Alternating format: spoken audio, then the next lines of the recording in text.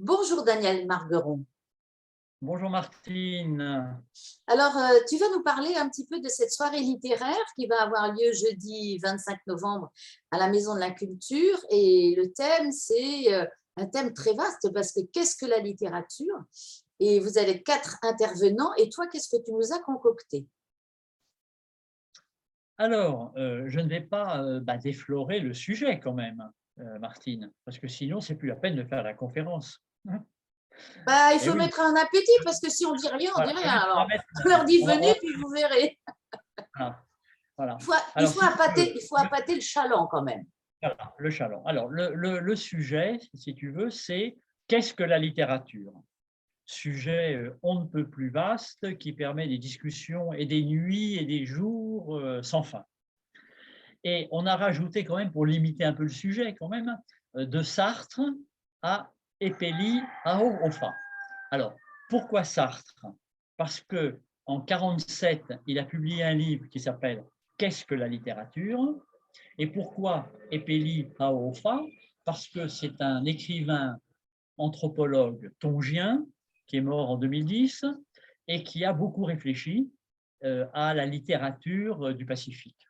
Donc, on sort un peu de la littérature de Polynésie pour essayer d'embrasser un peu la littérature anglophone, maori ou autre du Pacifique et même de Mélanésie, parce qu'il y a des écrivains à Fidji, etc. Donc, l'idée, c'est un petit peu d'ouvrir, hein, comme disait Epeli, notre océan d'îles. Hein, c'est une très belle expression de dire notre océan d'îles. Voilà. Donc, on va réfléchir là-dessus. Alors, je sais que tu es en train d'interviewer les autres intervenants, mais a priori, chacun intervient comme il le souhaite sur ce sujet. Hein. Oui, chacun a Il y a, choisi un thème. De toute façon, voilà, cette question entraîne tellement de questions que chacun choisit un thème et de manière, ça n'est pas exhaustif puisque on pourrait faire 36 soirées littéraires avec encore des le même, idées le même différentes. sujet. Alors, est-ce que Le tu même peux nous sujet. en dire un peu plus sur ce que tu vas faire ou alors Voilà. vraiment tu veux une surprise? Alors, si tu veux, j'ai pris, on va dire, quatre écrivains. On va dire, j'ai pris 4 écrivains. D'abord, Jean-Paul Sartre, bien sûr, puisqu'il est à l'origine de la réflexion, mais surtout, et c'est peut-être là-dessus, bien que je ne sache pas ce dont les autres vont parler, peut-être là-dessus que ma participation sera un peu plus originale. Je ne sais pas encore, peut-être. Voilà. C'est que 1 an après avoir publié le livre Qu'est-ce que la littérature?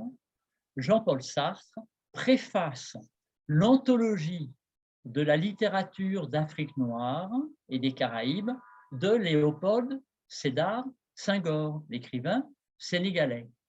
Et il écrit une très longue introduction de plus de 40 pages qui s'appelle L'Orphée noir. Orphée, bien sûr, en rapport avec le mythe grec, et noir parce qu'il s'agit de littérature noire. C'est-à-dire que Sartre écrit une très grande préface à un livre constamment réédité, et encore aujourd'hui, 60 ans après, sur la littérature. Et l'analyse que Sartre va faire des littératures nègres ou noires, hein, comme on veut, eh bien, elles sont toujours partiellement valides aux 4 coins du monde. C'est-à-dire que tous les écrivains d'Afrique noire, d'Afrique du Nord, des Caraïbes, de l'océan Indien, au fond, vont non pas s'inspirer de Sartre, mais au fond, ou du Pacifique, vont avoir une démarche qui est parallèle, proche des points de vue de Sartre. C'est comme s'il était un peu un père fondateur, Sartre. Voilà. Et donc, après Sartre, après donc cette introduction, où on verra que les problématiques que pose Sartre, les écrivains polynésiens se les ont posées en leur temps, c'est-à-dire à partir des années 80, 90, 2000. C'est les mêmes problématiques. Bon.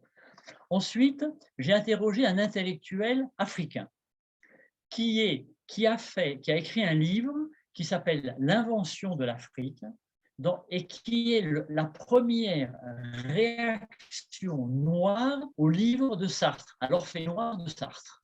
Donc, comment un noir, écrivain, anthropologue, intellectuel, noir, réagit au texte de Sartre. Donc, c'est très intéressant de voir comment un intellectuel noir réagit. Ensuite, je fais un petit détour sur lequel je ne vais pas m'étendre trop longtemps, sur le missionnaire Crook, parce qu'il a parlé de manière métaphorique de la manière, je m'excuse de me répéter, de la manière dont les Polynésiens ont perçu les premiers livres qu'ils voyaient, c'est-à-dire la Bible.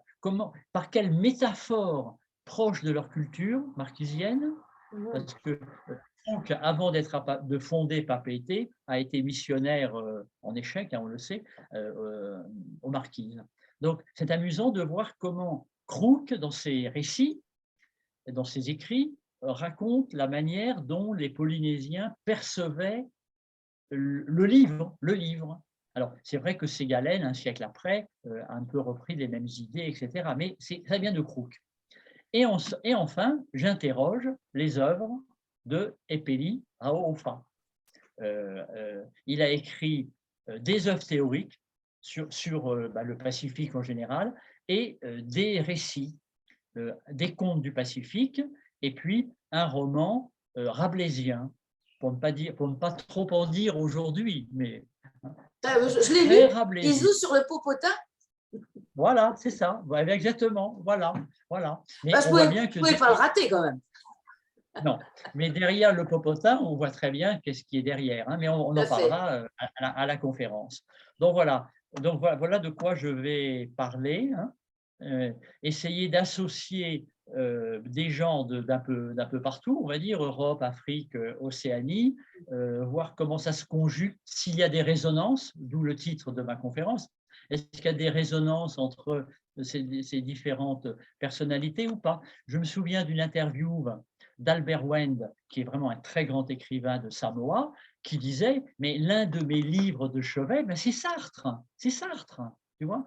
Donc, alors, on a essayé d'avoir une interview pour autre chose d'Albert Wend, et je ne sais pas s'il est en très très bonne santé, il est plus très jeune, donc on n'a pas réussi. Mais vraiment, quand il dit qu'il lisait Sartre, en anglais bien sûr, eh ben, c'est très intéressant pour nous, gens du Pacifique, enfin gens résidents du Pacifique, de se dire que Albert Wend a lu Sartre et a peut-être été, pas influencé, le mot est peut-être trop fort, mais peut-être inspiré aussi dans son discours par Sartre, d'autant plus qu'Albert Wend a été docteur honoris causa de l'université de Dijon, parce que son traducteur était professeur à Dijon.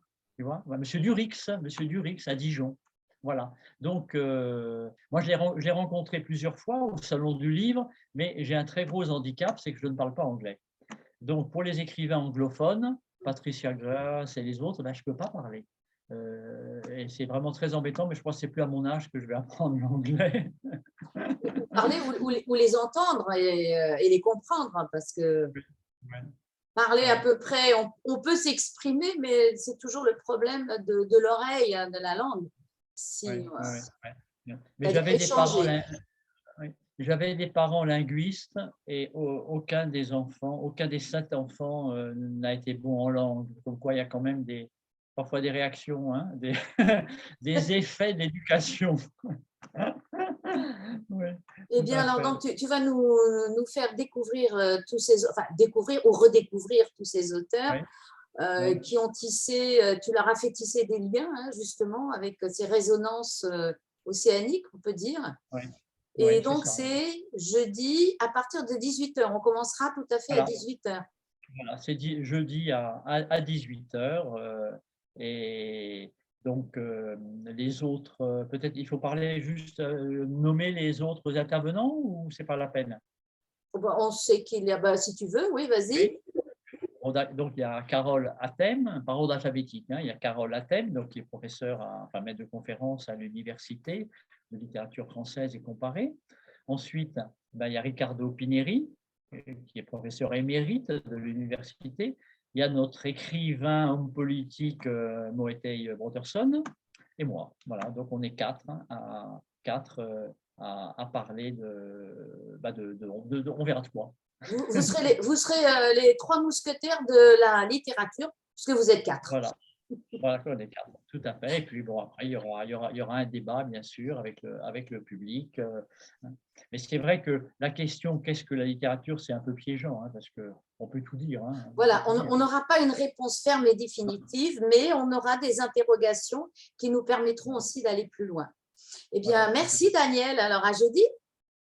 À jeudi, Martine. Merci beaucoup encore. Et puis le débat sera animé par toi-même, hein, qui va donner du rythme et de la vigueur à cette soirée à la bibliothèque pour adultes de la Maison de la Culture. Eh bien, écoute, on se retrouve et on va essayer d'être aussi performant que d'habitude. Merci Daniel. Merci beaucoup, Martine.